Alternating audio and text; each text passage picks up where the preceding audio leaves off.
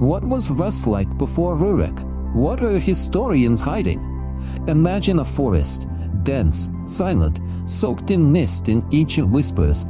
Deep within its thickets, you hear neither birdsong nor the rustle of beasts. Only the wind, slipping through the branches of centuries-old oaks, seems to flip the pages of a forgotten chronicle. And on those pages are not Rurik, Oleg, or Igor. On those pages are those who lived long before the Varangians arrived, those whose names have been erased from stones, whose songs never reached our ears, whose cities have turned into hills overgrown with nettles and legends. What if Rus existed long before the first summoned prince ever set foot on its soil?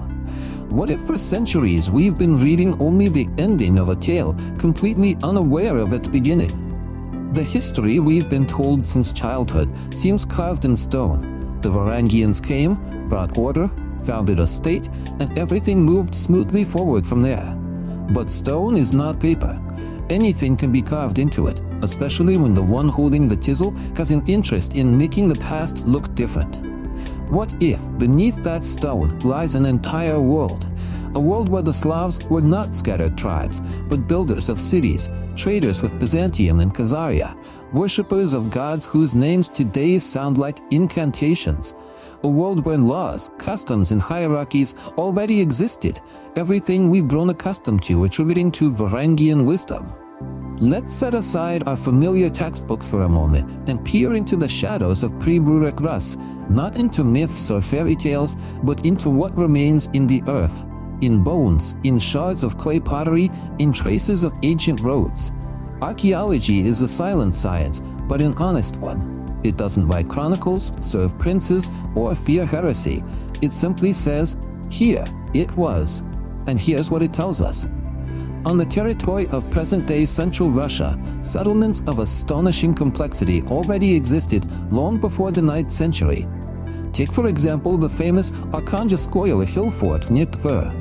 It dates back to the 7th or 8th century, perhaps even earlier. There, archaeologists have uncovered remains of formidable fortifications, dwellings with stone-heated stoves, perfectly fired ceramics, and everyday objects testifying to advanced craftsmanship. But the most astonishing finds are coins. Not just any coins, but Byzantine solidi that didn't arrive by accident. This indicates that deep in the forest, trade routes stretched thousands of versts. Who controlled these routes? Who collected tribute, settled disputes among clans, defended borders? Traditional historians wave this away. These were tribal chieftains, temporary alliances. Chaos. But chaos doesn't build roads. Chaos doesn't imprint symbols onto clay vessels or leave traces of writing on bone tablets. Yet such traces exist. In 8th century layers, archaeologists have found bones with notches resembling runes, but not Scandinavian ones. These are Slavic signs. Not a full alphabet perhaps, but a symbolic system for conveying information. That means there was a need to record. And where there is recording, there is no longer primitivism. There is the dawn of civilization. Now recall the Chronicles.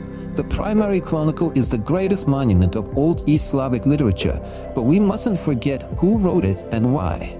Monks of the Kiev Petroslava in the 11th and 12th centuries sought to legitimize the rule of the Rurikid princes. And what does any ideologue do? They begin history at the moment their hero appears.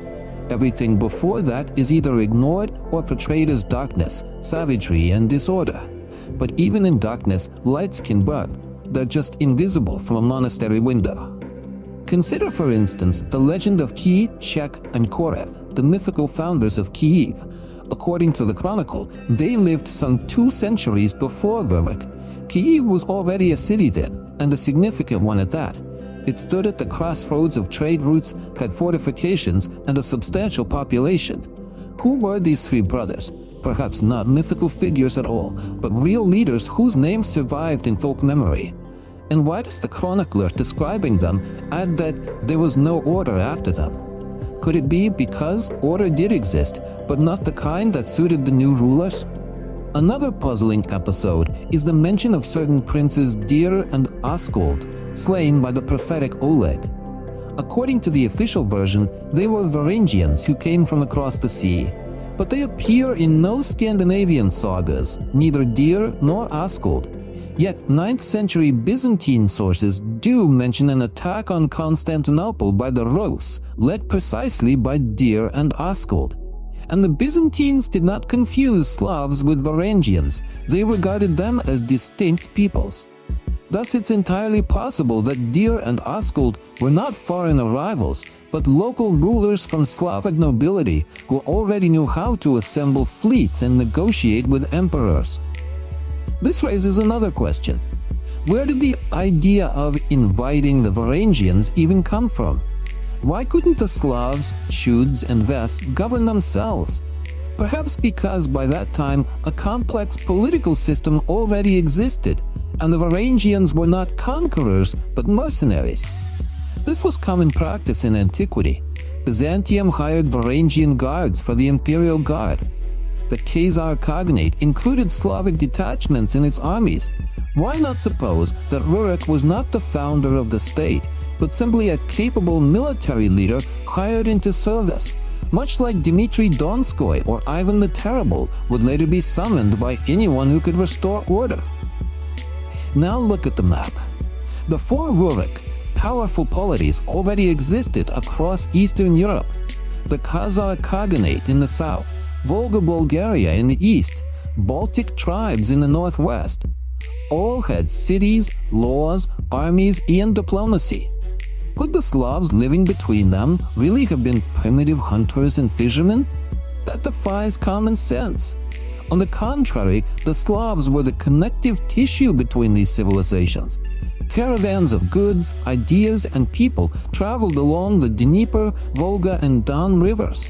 And who controlled these routes? Not ghosts or forest spirits, but real people, princes, elders, warlords. Especially intriguing are finds near modern Smolensk and Khoryv. There, remains of wooden fortifications dating to the 6th and 7th centuries have been uncovered. Among them are signs of fires, but also luxury items, agate beads, bronze bracelets, fragments of Syrian glassware.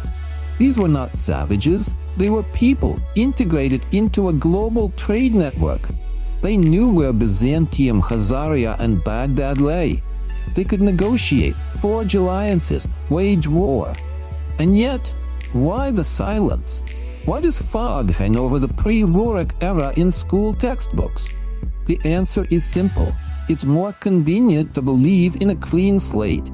It's easier to tell children that the state was a gift from the Varangians than to admit it grew from within, slowly, painfully, through the trials and triumphs of ancestors. To acknowledge this would mean recognizing that Russian statehood was not borrowed, but born, and that demands far greater responsibility. But perhaps the most astonishing evidence lies in language. Slavic languages are incredibly rich, flexible, and nuanced. They carry echoes of ancient mythology, traces of astronomical knowledge, memories of climatic cycles. For example, the Slavic word for year originally meant not just a time interval, but a circle, a cycle, completeness. This suggests the Slavs thought cyclically, like Eastern peoples, not linearly like Christians. Linear time perception arrived with Christianity. Thus, before that, existed a different worldview, holistic, harmonious, tied to nature. One more detail. Russian folklore abounds with references to a white Tsar, an ancient kingdom, cities beneath the earth. These aren't mere fairy tales, they're collective memory, remembrance of times when Rus already had Tsars before Christianity arrived, when cities stood amid blooming gardens rather than burning in fires. Could these be memories of pre-Rurik princes, those erased from history but not from the people's memory? Of course, much of what happened in those times remains a mystery. Written records are nearly non-existent, but the earth remembers. Every excavation is a page torn from a lost book, and the deeper we dig, the clearer it becomes. Rus did not begin with Rurik. It simply entered a new chapter, one written not only with the sword, but also with the pen. So what are historians hiding? Perhaps they're not hiding so much as refusing to see, not out of malice, but because they're accustomed to a certain picture of the world. But ancient Rus is not a textbook illustration. It's a living, pulsating organism full of secrets, paradoxes, and unexpected turns. To understand it, you must do more than read books. You must listen to the earth, the wind, the rivers. You must learn to hear those who lived here long before us. So don't stop at what you've been told. Dig deeper. Read not only chronicles, but archaeological reports. Listen to folklore, study the language, examine maps of ancient roads. In every stone, in every word, lies a fragment of truth. And that truth may be far more fascinating than the legend of the Varangian invitation, because it is ours.